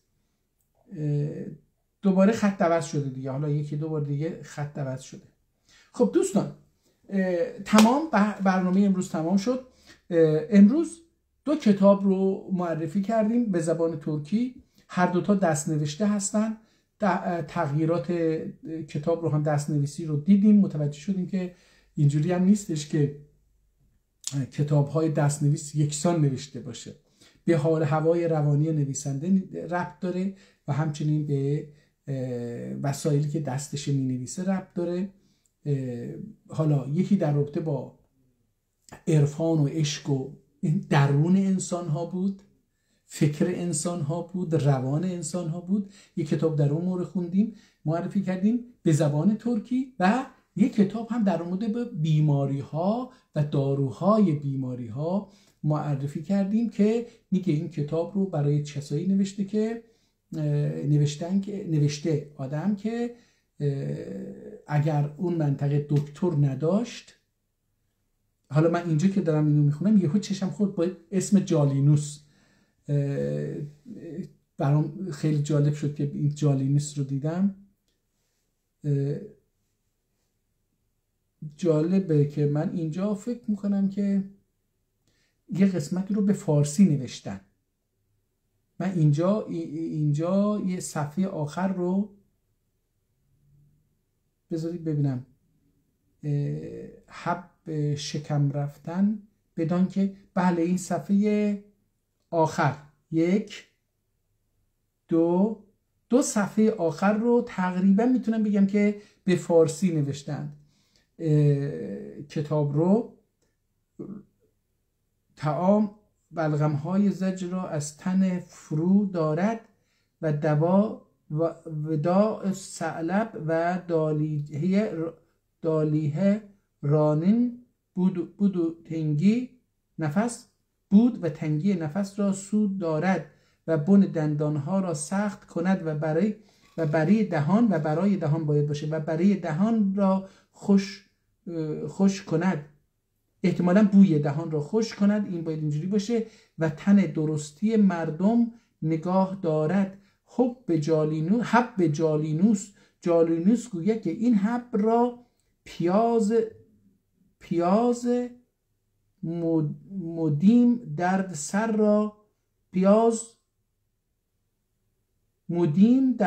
را ببین بین دو چشمها را روشن کند و فصولهای بد را از تن پاک کند. صفتش حالا 2 صفحه آخر رو هم البته نه صفحه آخر یک صفحه آخرش ترکی هست، ولی این وسط آخر 2 صفحه تقریبا میتونم بگم که به فارسی نوشته شده. این هم از این. حالا میخواستیم چی بگیم؟ میخواستیم بگیم که دوستان در زبان ترکی در مورد پزشکی و روانشناسی هم کتاب، حالا من روانشناسی میگم برای اینکه وقتی شما دارید از عشق و از روان انسان صحبت میکنید، از تجربه هایی که هر فرد داره انجام میده در زندگیش ممکنه انجام بده دارید صحبت میکنید، یا از مراحل عرفان دارید صحبت میکنید، در حقیقت از روان انسان های فردی نه جمعی دارید صحبت میکنید، تجربه های درونی هر فرد دارید صحبت میکنید. و از طرف دیگه به داروشناسی در زبان ترکی پرداختیم که داره در مورد بیماری ها و داروهای بیماری ها صحبت میکنه به زبان ترکی. یعنی شما در زبان فارسی بیایید کتاب پیدا بکنید در مورد روانشناسی، نمیگم نیست، برای اینکه در زبان فارسی هم در مورد عرفان یه چیزایی هست، اما در مورد پزشکی هیچ چی نداره تو زبان فارسی که به فارسی باشه، اونم مثلا چند صد سال پیش نوشته شده باشه. حالا در مورد این کتاب من متاسفانه نتونستم پیدا بکنم که تاریخش چی بوده. اجازه بدید دوباره برگردم به اول کتاب، شاید یادم بیاد که این کتاب مثلا یه عدد یه چیزی پیدا بکنم که نشون بده، چون که این کتاب با یه اعدادی شروع میشه. متاسفانه برعکس این چیزی که نویسنده گفته این کتاب رو لطفاً روی جلدش و پس جلدش و اینا پشت جلدش و اینا هیچی ننویسید، روی کتاب و خرابش نکنید و دستکاری نکنید. متاسفانه روی جلد کتاب یه چیزایی رو نوشتن که دیگه من نه تاریخ نداره. متاسفانه من این امضاشم خوندم، اون قسمت صفحه 2 صفحه اولم خوندم، اونجا هم نیست، بقیه هم تا حدودی نگاه کردیم متوجه نشدیم. برای اینکه احتمالاً بشه تاریخ دقیق این نوشتن این کتاب رو هم به دست آورد، باید همین این ارقام رو شناخت و همین که رفت و کل کتاب رو یواش یواش خوند، شاید در یه جایی در رابطه با این کتاب هم حرف زده باشه. دوستان بسیار متشکرم. این رو بدونی که زبان ترکی بسیار غنی بوده و همونطور که میبینید به زبان ترکی طب هم نوشته شده. حالا جناب مرحوم سید جواد طباطبایی اون پانفارسیست چیز بیاد بگه آقا زبان ترکی رو میشه در یک ترم، در نیم ترم تمام آثارش رو درس داد و مهمترین اثرش هم حیدر بابای سلام هست، در حالی که ایشون فقط اگه بیاد بگه آقا من میخوام در مورد پزشکی سنتی زبان ترکی رو بدونم، به این باید مراجعه بکنه و ببینه که چی هست. البته من در اینجا همین دیروز این دوستمون کتابای دیروز گذاشته درش مثلا چند تا پزشکی دیدم. من اگه اجازه بدید برگردم من فقط ببینیم که لیست رو دیگه ببندیم این بحث رو. این تباین بود، عمر تحفه عمریه حقیقیه، نمیدونم این چیه حقی، این کتاب در مورد چی هست، آدم میتونه بره ببینه. قواعد ابداع طالع، اینم که باز نمیدونم. تحفت شهان، احتمالاً این مثلا نمیدونم تحفه هستیش دیگه، حالا ممکنه که در مورد چی باشه نمیدونم. حدود 400 سال قبلم نوشته شده، 350 سال قبلم نوشته شده این کتاب. این دل دانا اشعار، این هم در حدود 200 سال پیش نوشته شده. دیوان حنیفی 500 سال پیش نوشته شده. علم علیم رو الان خوندیم دوستان. علم علیم همونی بود که کتاب اولی که امروز معرفی کردیم. این شعر این کتاب حکمته. حکمت یعنی فلسفه. فکر میکنم این کتاب فلسفه خواهد بود. میتونیم فردا این رو اگه وقت کردم این رو معرفی. واقعه نمیدونم، به احتمالا در مورد اخبار باشه یا در مورد قرآن تفسیر سوره واقعه اینها باشه. فضایل هست، این هم که دوباره برمیگرده. فرائض رسالتی، این هم در مورد واجباته. حالا آیا دینی هست و غیر دینی نمیدونم. طب سیاهی، خب مثلا این چیزی بود که همین امروز این که اگه بخوایم مثلا اینو دانلود بکنیم میتونیم اینم دانلود بکنیم ببینیم که این طب با اون طب که الان خوندیم چه فرقی داره. مثلا این رو هم میشه الان من دارم دانلود میکنم. مثلا در مورد طب فقط کتابایی که دیروز این دوستمون آپلود کرده به این کانال الیاز مالار. داخلش 2 تا کتاب در مورد طب هست که من اولی رو خیلی راحت خوندم، اینم دومی هستش که حالا من فردا اینو معرفی میکنم، در مورد طب هست. و اینجا مثلا علاج طاعون، همین الانش در مورد علاج طاعون شروع کرد. اینجا سرکه و گلاب و نمیدونم گرداشگانه تلمه اله درهم. حالا اینا میگم درهم چی هست. اینجا هم در مورد این بو حقیر فقیر پر تقصیر از سید الحاجی عبدالقادر المعروف به امیر خواجه کمانکش. این همون کتابی که خوندیم دوستان، همون کتابی که خوندیم احتمالاً، برای اینکه همون آدم این کتاب رو دوباره وقف کرده.